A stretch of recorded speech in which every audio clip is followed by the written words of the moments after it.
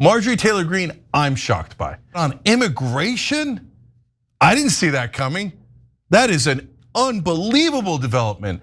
As a conservative and as a business owner in the construction industry and as a realist, I can say we have to do something about labor, and that needs to be a smarter plan than just rounding up every single person and deporting them just like that. I really thought they were just going to go after the criminals. I really thought there was enough gang members and enough people, MS-13 members and whatever they were looking for, that they're wanted. They would go after those guys. In recent days, both Joe Rogan and, yes, even Marjorie Taylor Greene have spoken out against President Donald Trump's deportation policies. And there's a lot more of that where it came from. So let's watch a little more from Rogan and Greene, essentially hitting Trump on the topic of immigration. I'm gonna speak from very real experience. We have a labor force in America across many industries that has been built on illegal labor. That's a fact. That also cannot be ignored. Right. And I'll say it like this, the same way I look at the health insurance industry and I'm analyzing, we need to build an off-ramp, but an off-ramp is gradual, right? Off of the Affordable Care Act, off of Obamacare into some sort of new system that is much better. I also look at this problem that we have with illegal immigration, that we can build an off-ramp there. This is crazy to ask lower income and middle income people who are, kind of getting by, and then all of a sudden you're about to ship them to a country where they've never been. They haven't been since they were 4. Yeah. And you're gonna pull up their family and and they've been in the community like that. That shows no heart. And that's the problem. Like, you're not going to get any reasonable people to want to go along with that. Any kind person would look at that and go, this can't be the only way to do this. Damn right. Now look, Joe Rogan has a history of defending immigrants, even undocumented immigrants in the United States. He did it during Trump's first term. So to be honest with you, I'm not surprised that it doesn't favor Trump's mass deportation policies. Marjorie Taylor Greene, though, that's a completely different story. And she kind of started off in questioning the US alliance with Israel. That then turned into questioning the way our elections are funded and the influence of foreign governments on our politicians. That later evolved into questioning our healthcare system and her own party when it comes to not wanting to provide extended subsidies for the Affordable Care Act, which of course is important to extend, otherwise premiums will double. And now she's questioning Trump's deportation policies, and I'm so here for it. It's so refreshing because you better believe she's getting backlash from her own party. But when that happens, I think it's important for people who are critical of what the Republican Party has been up to provide Marjorie Taylor Greene with positive reinforcement when she arrives at the right conclusions at things. Yeah, I'm gonna pull a Trump here. I know I'm not supposed to say it, but yeah, we told you that they would not agree with Trump 100%. We told you that, but everybody said, no, Rogan he's just gonna be a lapdog for Trump. Here he is challenging him on undocumented immigrants at the very, very core of MAGA, okay?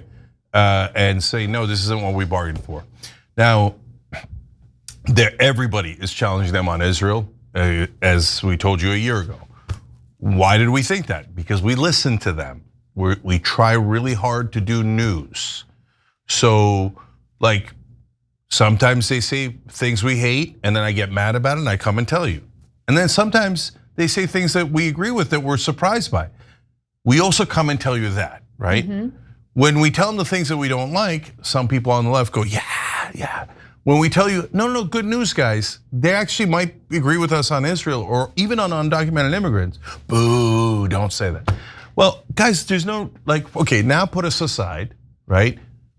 That's a really good thing because you need non-leftists, you need a coalition, you need independents most of all, and you need some portion of the Trump voters that flipped over to Trump to flip back.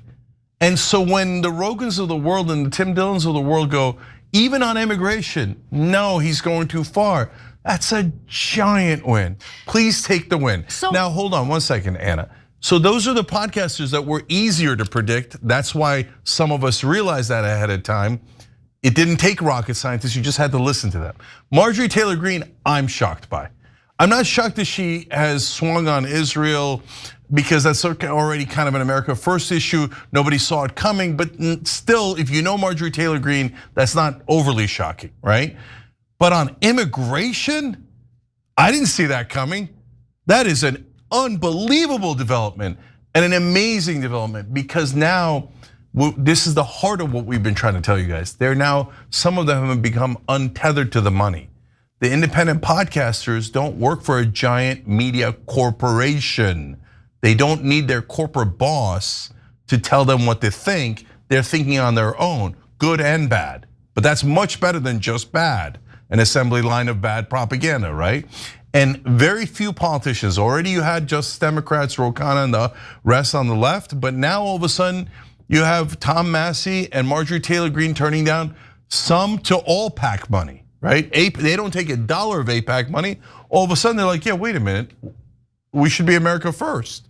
The minute you become unchained from the PAC money is the minute that agreement and reasonableness begin to emerge. I see things a little bit differently from you, but not by much. So you're still kind of thinking about this in a left versus right paradigm. And I don't think that paradigm makes any sense anymore. Because a lot of people who voted for Trump voted for him based on the economic populism that he was campaigning on, that he actually has not delivered on, and in my opinion is not gonna deliver on. Those folks are individuals who might identify as Republican, but they are upset at the current economic situation on the ground in America. And that's something that the left traditionally has been wanting to do something about.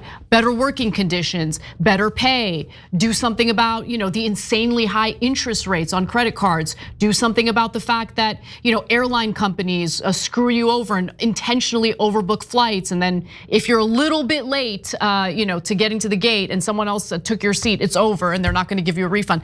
Those are the kinds of things that I feel that voters, ordinary Americans, rank and file Democrats and Republicans and independents can actually work together on to accomplish policy. If you're still operating under this, blue versus red, left versus right, conservative versus liberal paradigm, we're not gonna get anything accomplished. And I'm like Marjorie Taylor Greene said, funny enough, we're building an off-ramp to the left-right paradigm. Yeah. You have to remember 98% of the country, unfortunately, I mean, if we're super lucky, we're down to 80% because of the internet, right? But somewhere in that range, a huge number still believed in only left-right. And they were trained by mainstream media to hate one another. Exactly. And to have what I call binary brain. So if Marjorie Taylor Greene is on the right and she says we should have lower drug prices, you should hate her anyway because she's on the wrong side, and your brain cannot comprehend issues or policies or nuance. You can only comprehend left, right, Democrat, Republican, right? That's what mainstream media has trained all of us to. So we need to start getting on that off ramp to that binary brain. I don't care what their team color is, as long as they're against war, against corruption, for lower drug prices, etc. But they have to actually mean it, and it's our job to hold them accountable. Every time you ring the bell below, an angel gets his wings. Totally not true, but it does keep you updated on our live shows.